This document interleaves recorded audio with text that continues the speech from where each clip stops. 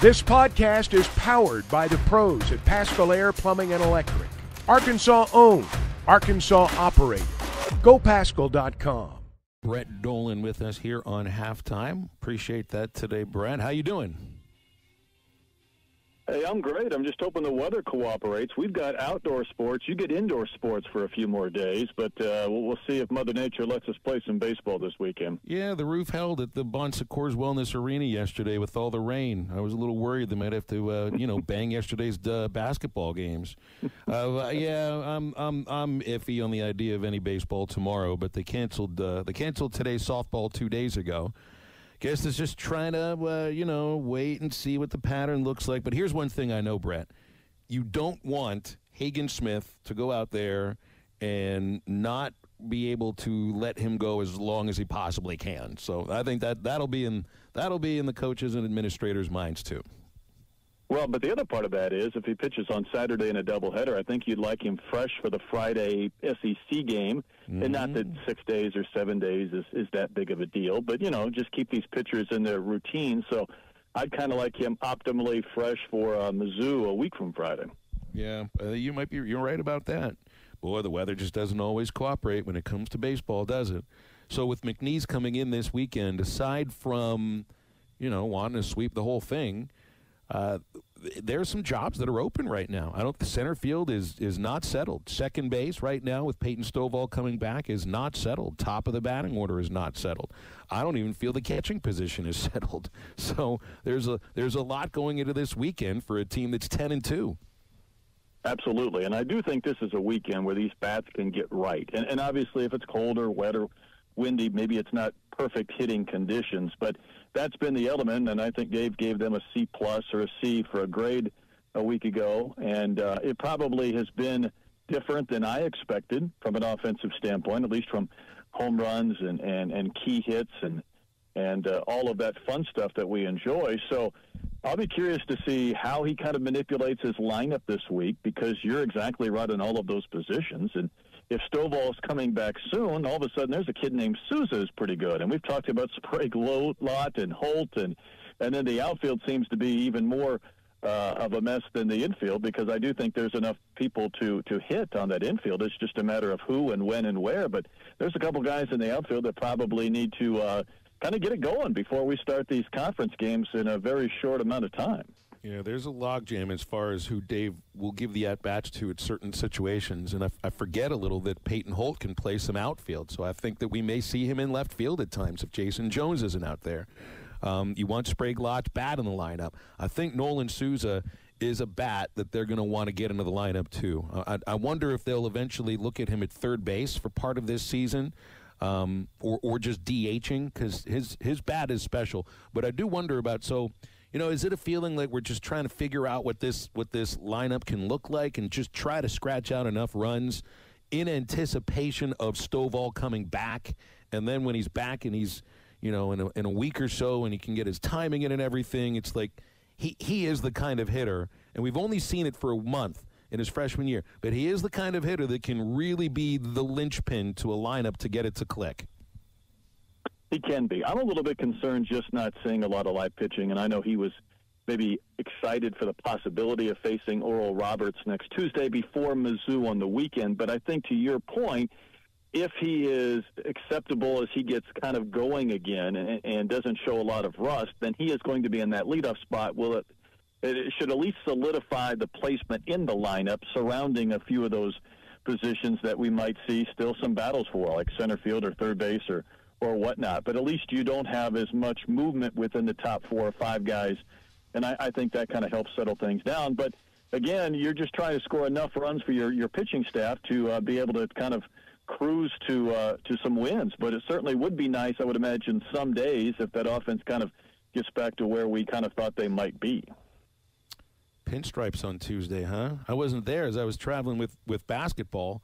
I didn't realize until I saw the front of the jerseys that it's the block lettering Arkansas font that we see, kind of all over campus with Razorback Athletics.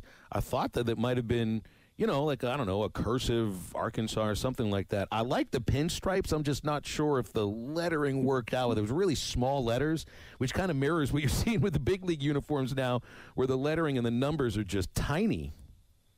Yeah, you need reading glasses, I think, for some of them. No, I was excited to see the pinstripes. We probably didn't talk about it as much on television as we should have because, people enjoy the different looks, or some of them are critical of it, whatever it is. But it was different, and I would imagine we'll see that a few more times, too, at some point, too. I would think so as well. Women's basketball tonight. They beat Auburn, but it was a different team even a month ago.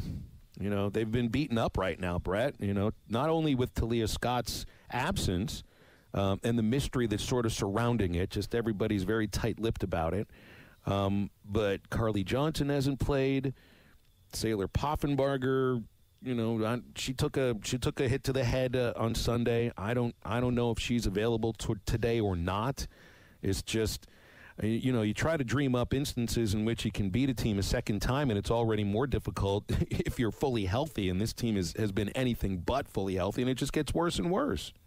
Well, it does, and I think that's the tough part. I think because they've been so short-handed to begin with, players have had more minutes and just more tread off their tires. So then you get later in the year, and it gets harder to play 35, 40 minutes, and then it seems like instead of getting a few people back, the rotation actually gets smaller and smaller, and if there's any more injuries or foul trouble, it's just almost untenable just to try and get out there and have enough bodies to compete. And I think the other part is we're only human, and when you start losing games, you've lost 4 in a row, and you kind of realize you're not going to the NCAA tournament, it becomes even harder to kind of power through. Conference tournament does provide a bit of a reset, but I think even if they win 3 games, I don't think that's enough. And the possibility of trying to win 4 when you've lost 4 in a row is just really a tough mental hurdle to try and overcome. Hey, Brett, I want to get your thoughts on the 4 number 1 seeds in this NCAA tournament. I watch a lot of SEC ball. I haven't got to see Arizona play. Haven't really seen Iowa State play. I'm a Shaka Smart fan of Marquette.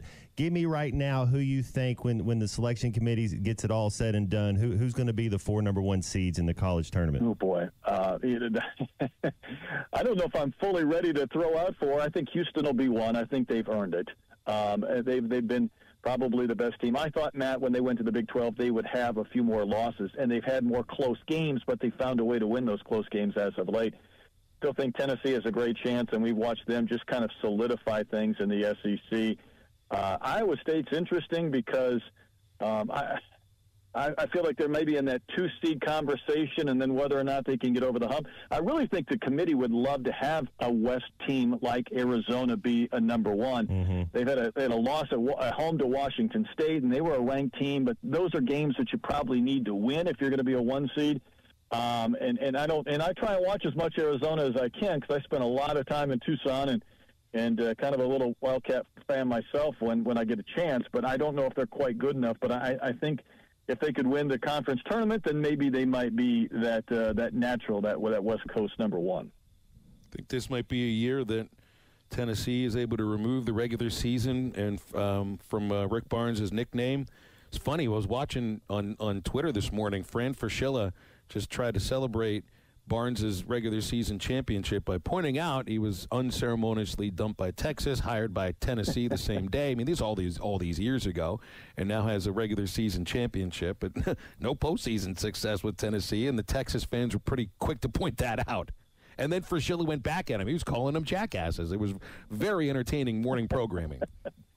It does seem like there are some coaches that are very successful in March. And you can be a good head coach but not have a lot of success in March. And I think that's kind of a barrier, and I don't know what it is. I mean, I'd love to kind of get inside some people's minds. Is it a mindset? Is it an approach? What is it that allows some coaches to have success in March when others that win a lot of games can't really get to that second weekend, let alone the third weekend in college basketball? And it's bizarre. There was one time I covered a regional, and it was in Tucson, and Bobby Knight brought Texas Tech in.